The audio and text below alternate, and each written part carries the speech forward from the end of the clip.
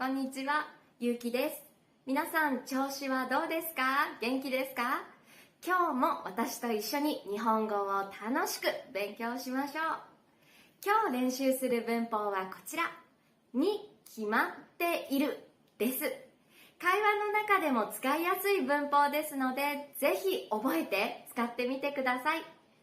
こちらのビデオではまず会話の例を確認して使い方の説明、そして練習を2問やった後に会話練習があります。それではまず使い方の例からです。どうぞ。あれ？ミカ？どうしたの？綺麗。今日彼氏との記念日なの。これから高級レストランのディナーに行ってくる。おめでとう。記念日に高級レストラン？もしかしてプロポーズされるかも？だよね。絶対今日だよ。今日プロポーズされるに決まってる。ドキドキする。彼優しいし幸せになれるに決まってるよ。いってらっしゃい。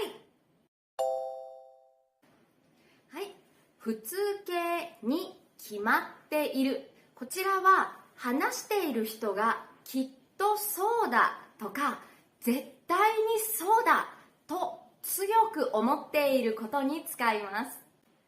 さっきの会話例では友達が今日彼氏と高級レストランでデートをすると聞きましたね。そして私は思いました。今日記念日に高級レストラン？絶対今日プロポーズされるよ。本当に今日プロポーズされるかどうかは分かりません。でも絶対にそうだよと思っているのでこの文法を使っています。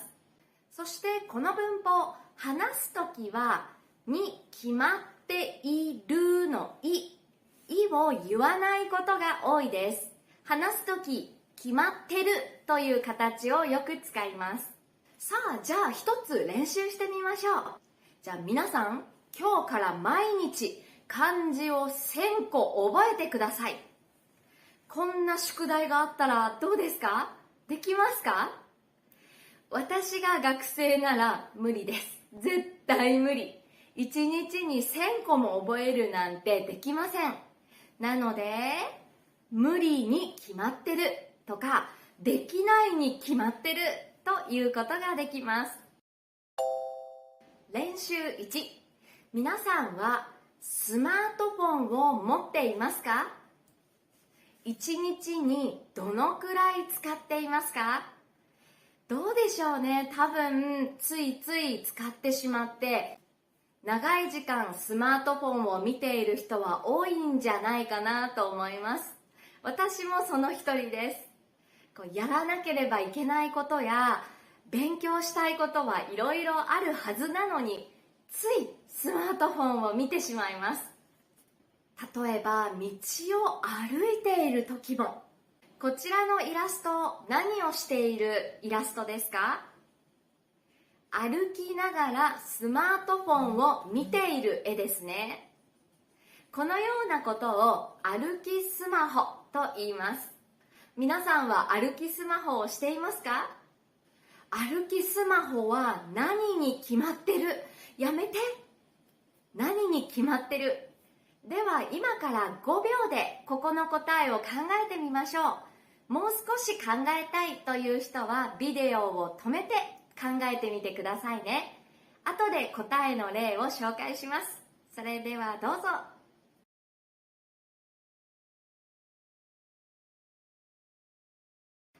はい、できましたか？歩きスマホは何に決まってる？例の一つ目、危ないに決まってる。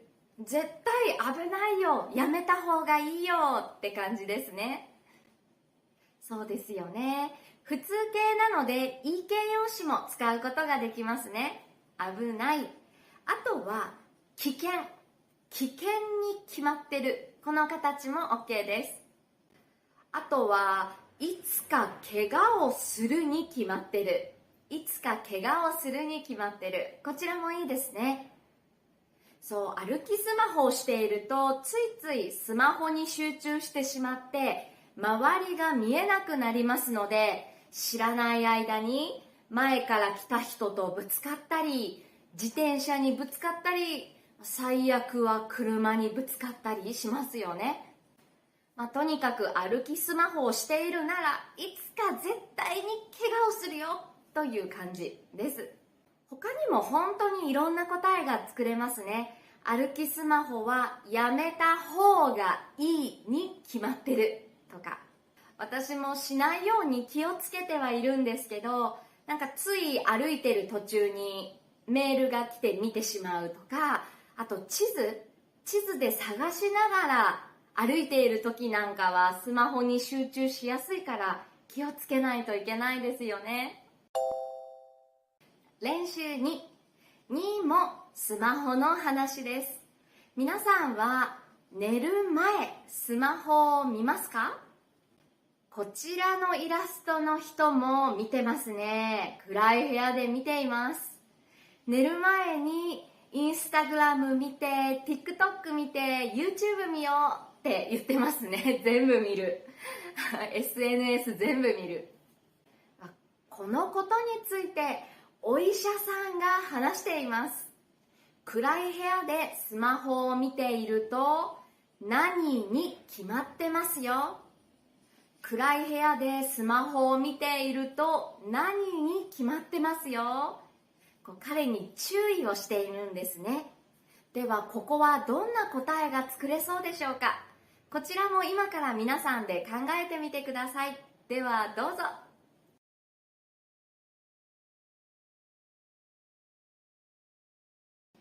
はい、できましたか？暗い部屋でスマホを見ているとどんなことがあるんでしょうね。絶対何だ、きっと何だ。じゃあ例の一つ目、暗い部屋でスマホを見ていると目が悪くなるに決まっていますよ。目が悪くなる、そうですよね。暗い部屋で見ていると目が悪くなって見えなくなってしまいます。同じ意味で視力が落ちるに決まってますよ。視力が落ちるという言葉も使うことができます。視力っていうのは遠くまで見えるかどうかということですね。この力が悪くなる、落ちると言います。そうそう、スマートフォンだけじゃなくて本もそうですよね。私は学生時代暗い部屋で本を読んでいたので視力が落ちてしまいました。あの時のことをすごく後悔しています。他にも視力だけではなくて暗い部屋でスマホを見ていると寝られなくなるに決まってる。こちらもいいですね。寝られなくなる、寝られない、寝ることができないですよね。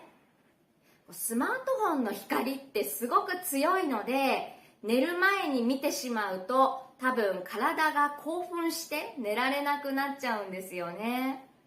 あと他の答えでも何でも OK です。スマホを見ていると疲れが取れないに決まっている、疲れが取れないに決まっているとか、健康に悪いに決まってるなども OK です。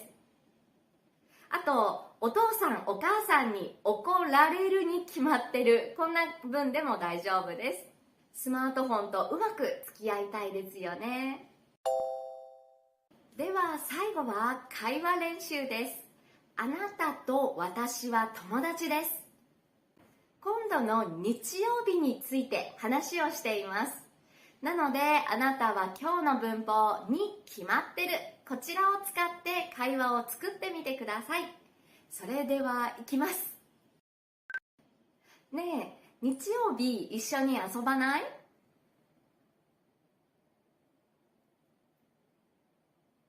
そうだね。遊園地はずっと行きたかったんだ。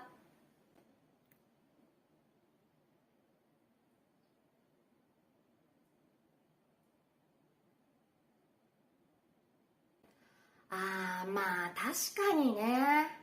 じゃあさ、予約して映画見に行こうよ。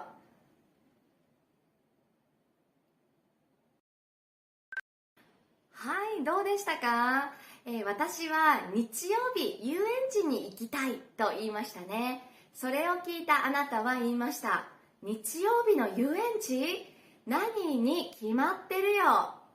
日曜日の遊園地ってどんな感じなんでしょうね。想像して作ってみましょう。まず一つ目。混んでるに決まってるよ。混んでる。混みますは人が多いということですね。混んでいる。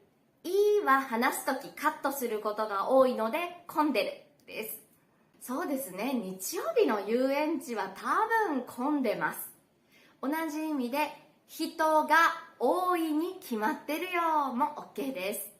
そして人が多いならもちろんたくさん並ぶに決まってるよも OK です。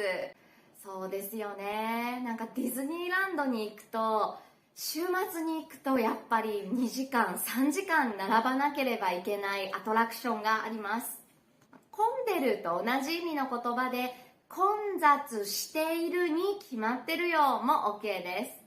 他にも人が多いから楽しめないに決まってるよなどもいいですね。楽しめない、楽しむことができないということです。なんかね、今回練習した例文全部ネガティブな感じなんですけど、この文法は別にいいことも悪いこともどちらにも使えますので、例えば混んでるに決まってるよって言われて、それはわかるけど、でも友達と言ったら楽しいに決まってるよとか、いい思い出になるに決まってるよという言葉、そのように使うこともできます。